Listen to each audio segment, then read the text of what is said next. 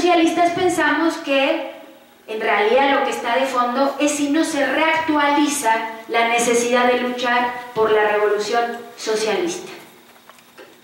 Y muchas compañeras, volviendo al tema de la mujer, nos dicen, pero compañeras de la LTS, compañeras de Pan y Rosas, la verdad es que en Rusia hubo revolución socialista y no se emancipó a la mujer. Y tienen razón. Lo que pasa es que nosotros lo que opinamos es que la opresión a la mujer no se liquida con la toma del poder ni con un gobierno de los trabajadores democráticamente organizado de manera mecánica. Definitivamente no. Es más profundo y más complejo.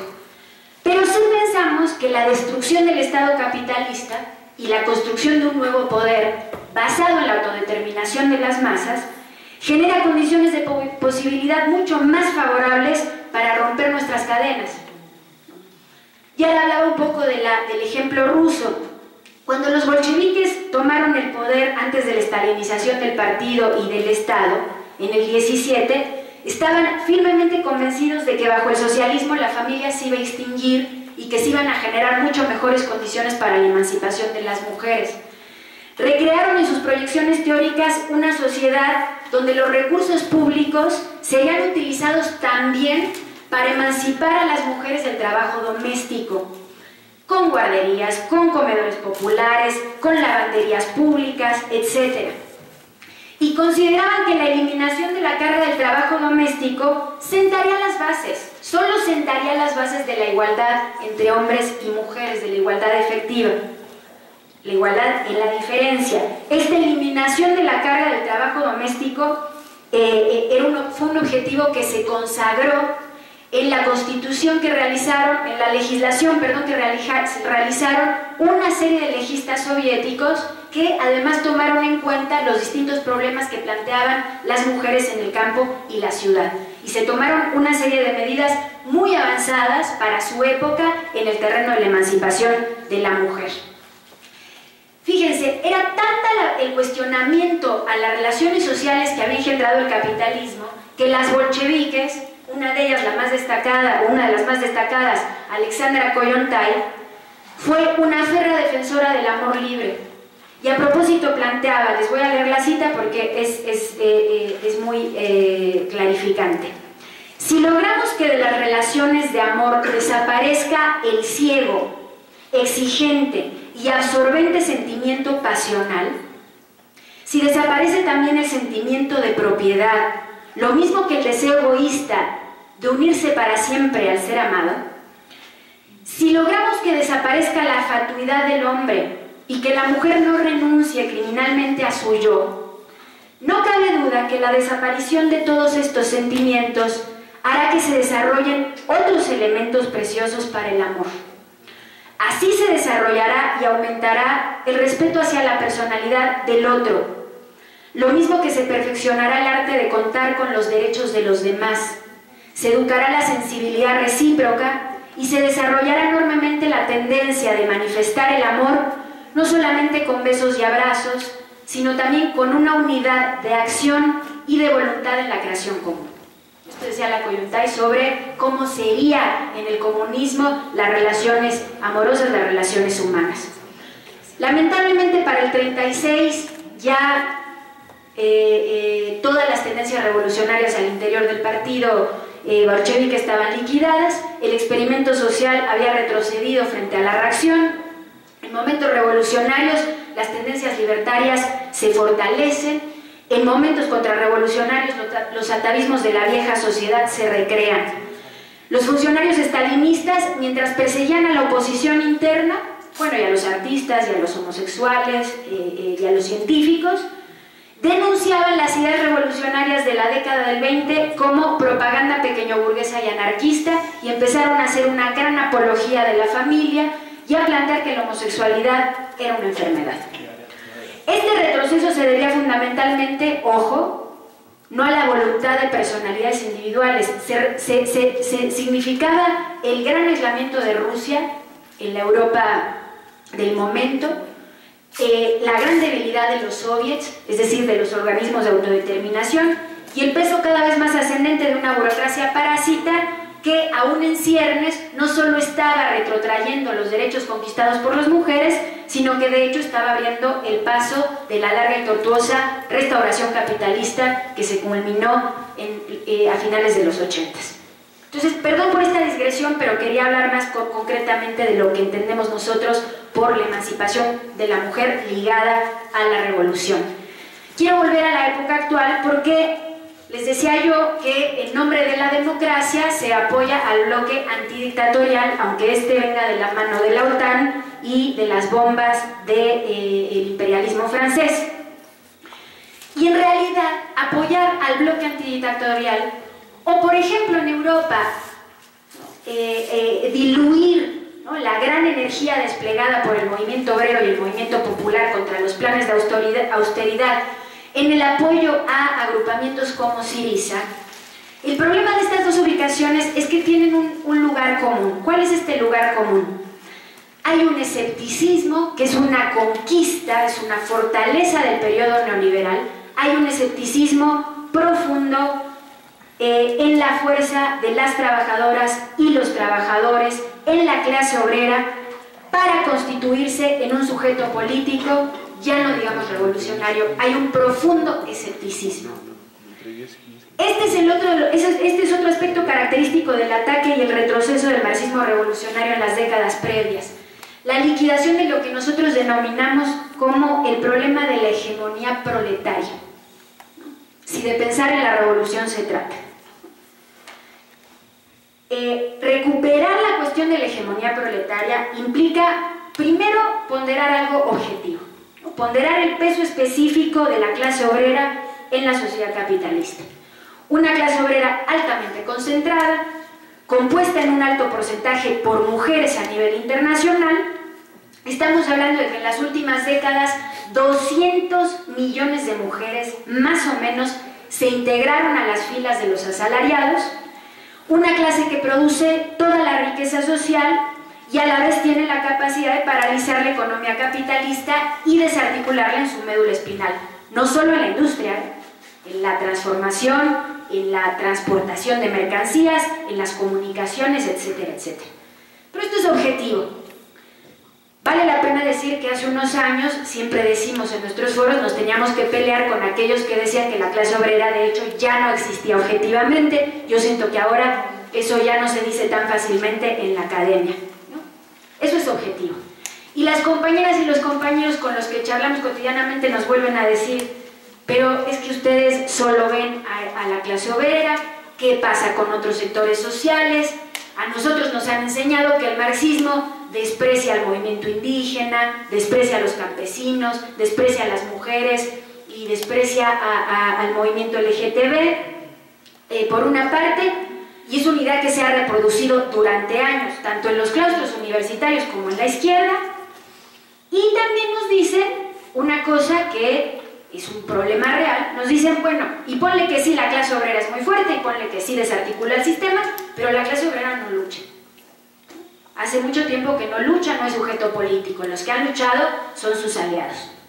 Y entonces nosotros tratamos de responderles nuevamente y de explicar que bajo nuestra perspectiva la hegemonía proletaria implica de hecho una sólida alianza entre la clase obrera, sus mujeres, sus hombres, con todas las clases y sectores explotados y oprimidos de nuestra sociedad, porque es la única manera.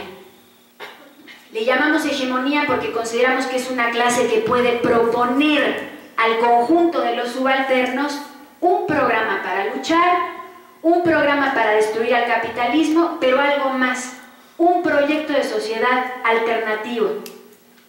Es una hegemonía que solo puede construirse además si la clase obrera de conjunto, no de conjunto, un sector por lo menos, se configura como sujeto político y como sujeto de transformación y toma como propia, esto es muy importante para nosotros, hace suya toda reivindicación justa de nuestra sociedad, toda reivindicación libertaria, toda reivindicación emancipatoria.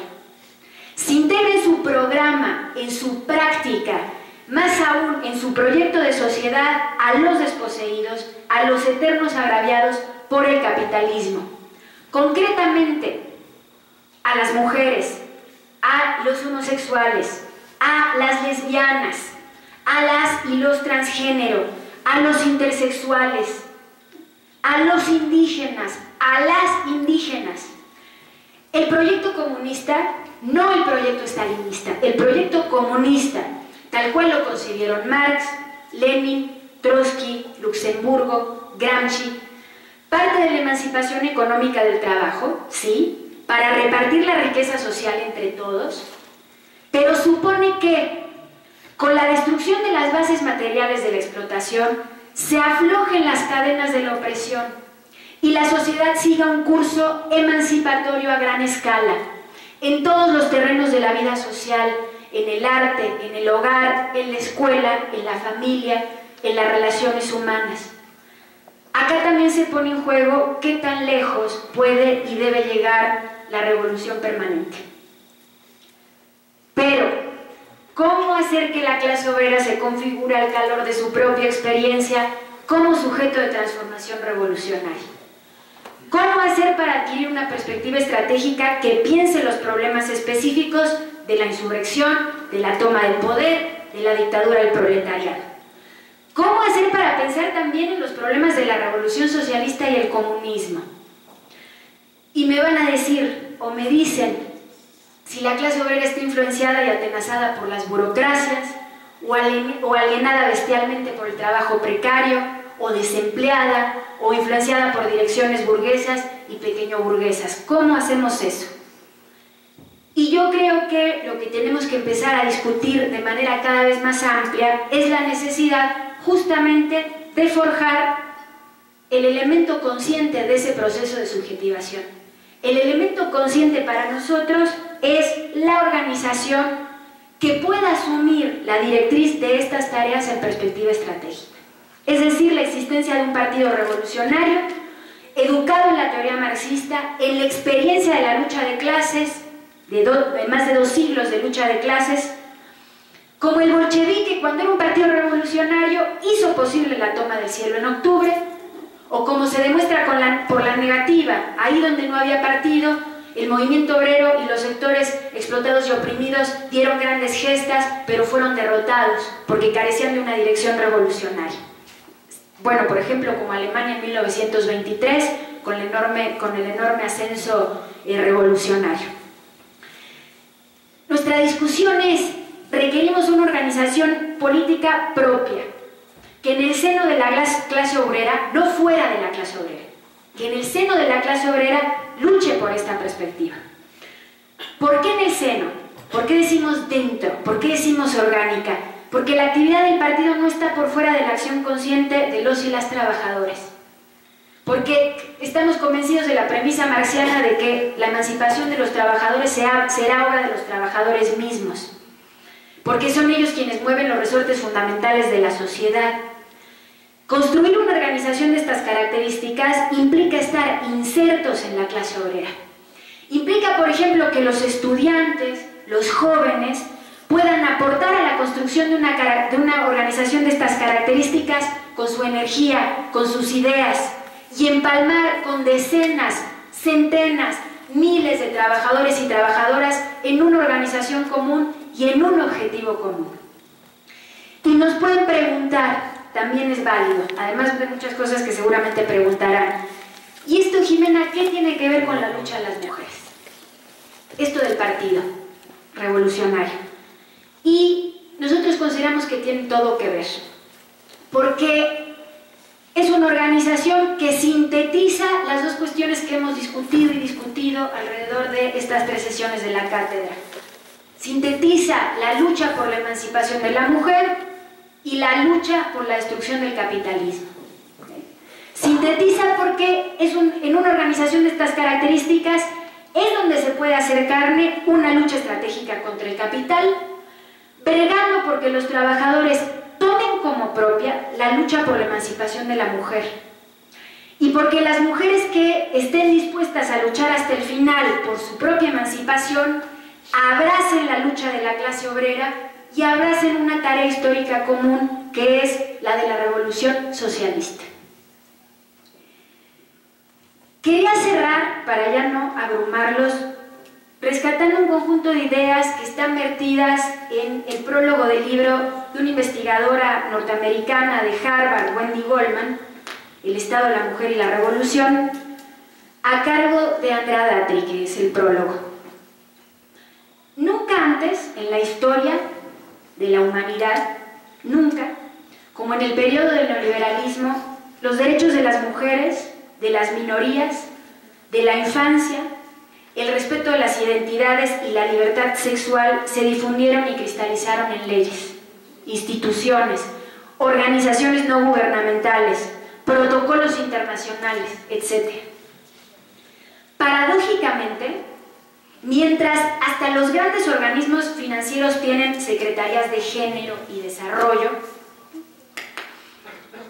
los mandatos económicos de estas mismas instituciones financieras son los que han propiciado que los vejámenes históricos contra las mujeres, porque son históricos no solo en el capitalismo, se hayan transformado en jugosos negocios, como la trata, la prostitución y la explotación sexual.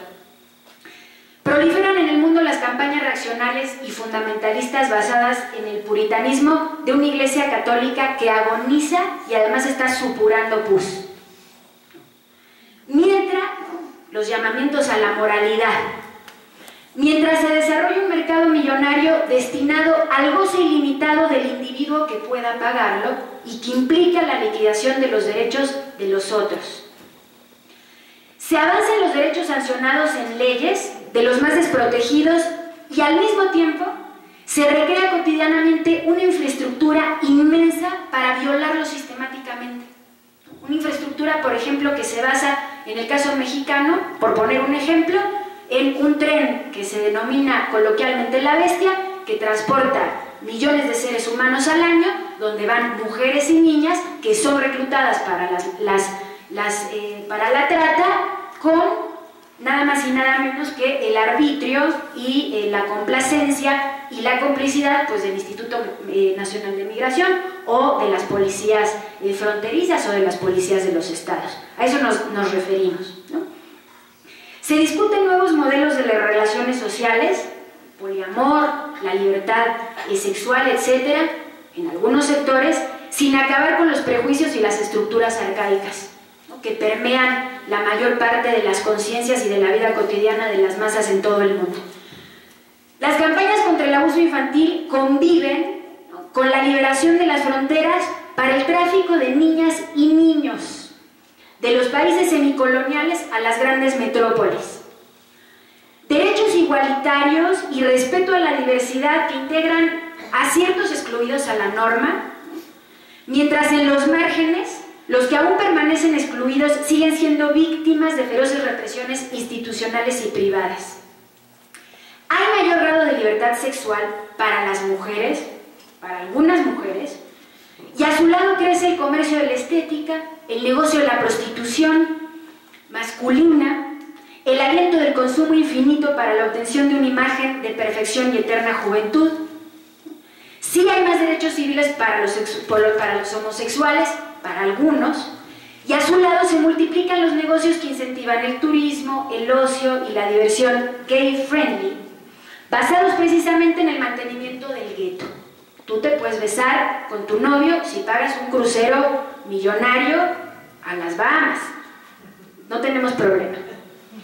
Si hay más, por otra parte, como señala Daniel Ben-Said, un intelectual trotskista ya fallecido francés, en su libro Los Irreductibles, dice: la defensa de la diferencia se reduce entonces a una tolerancia liberal represiva, simple reverso proteccionista de los intereses de los consumidores por asociaciones de la homogeneización del mercado.